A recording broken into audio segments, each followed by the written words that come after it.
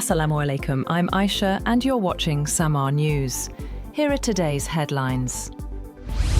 Protesters marched through Iran's northeastern city of Mashhad on Friday evening as nationwide unrest spreads beyond economic grievances, with buildings and vehicles set ablaze in several cities. Rights groups say police have also fired on demonstrators in the south, while state television aired images of burning buses and metro stations, with one reporter describing the scene as a war zone, saying shops had also been destroyed.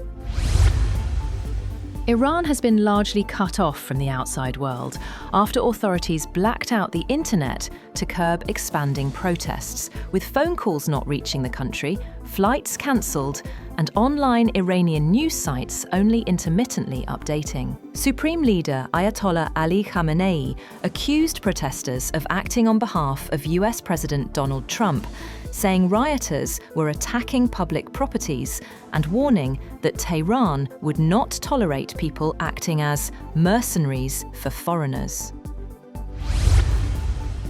Air travel between Iran and several regional hubs is facing major disruption after airlines from Dubai, Turkey and Qatar cancelled dozens of flights amid nationwide protests and an ongoing internet blackout in Iran. At least 17 flights between Dubai and Iranian cities, including Tehran, Shiraz and Mashhad, were cancelled, and no official reason was provided. Disruptions were also reported on routes between Turkey and Iran. The United States has seized the oil tanker Olina in the Caribbean, the fifth vessel targeted in recent weeks as Washington steps up efforts to curb Venezuelan oil exports. According to US officials, the ship, previously sailing from Venezuela and now flying a false Timor-Leste flag, was intercepted near Trinidad as part of a prolonged operation against sanctioned tankers. The move highlights escalating US pressure on Venezuela's oil sector following President Nicolas Maduro's capture.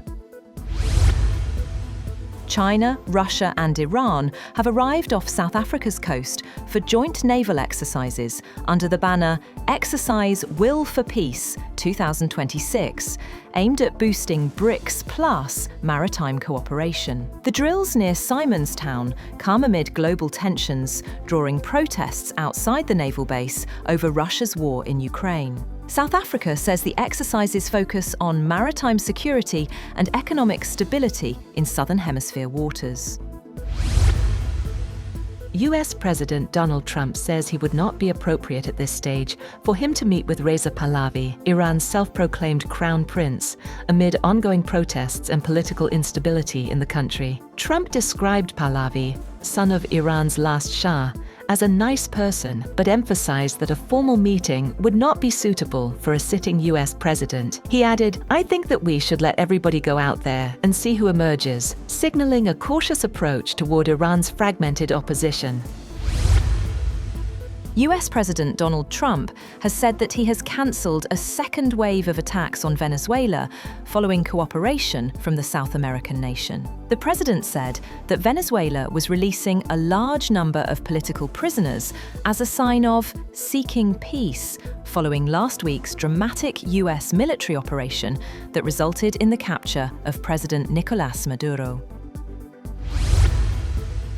Two prominent Venezuelan opposition figures were freed as part of a prisoner release that the government described as a gesture toward national unity and peaceful coexistence, local rights group Foro Penal and journalists reported. Politician Enrique Marquez, 62, who supported opposition candidate Edmundo González in the 2024 election, and Biagio Pilieri, an opposition party leader and lawmaker critical of the government, were among those released. Spain's foreign ministry also confirmed the release of 5 Spanish citizens, including Venezuelan Spanish human rights activist Rocío San Miguel, who had been detained since February 2024. Government officials said the move aims to promote national unity, but hundreds of political prisoners remain detained across the country. Russia has fired a powerful hypersonic missile overnight at a target in Ukraine, near the border with NATO member Poland, in what Kyiv called a new threat to European security that demanded a global reaction. Moscow said it had fired the Oreshnik missile in response to what it has described as an attempted drone attack on one of President Vladimir Putin's residences last month, which Ukraine has denied and the United States has said did not happen. Meanwhile, Ukraine's domestic security service says Russia's overnight strike on the western Lviv region will be investigated as a war crime. The SBU said an Oreshnik missile was used, targeting critical infrastructure near Ukraine's border with the European Union as harsh weather set in.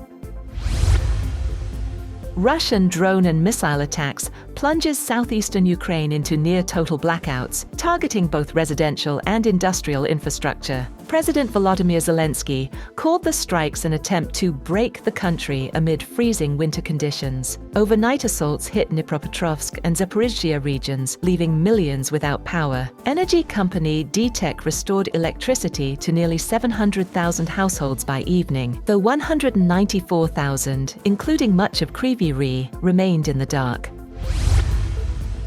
Israeli attacks across Gaza kill at least 14 Palestinians, including 5 children. 4 people were killed when Israeli fire hit tents for displaced families in Al-Mawasi, southern Gaza, and 4 others in the Zaytun neighborhood of Gaza City. An 11-year-old girl, Hamza Husu, died in Jabalia after Israeli shelling, her uncle said. The Popular Front for the Liberation of Palestine, PFLP, condemned the attacks as a war crime, accusing Israel of trying to make Gaza unlivable. Since October 11th, the Palestinian Health Ministry reports 425 Palestinians killed and 1,206 wounded, with hundreds of thousands displaced into makeshift tent camps.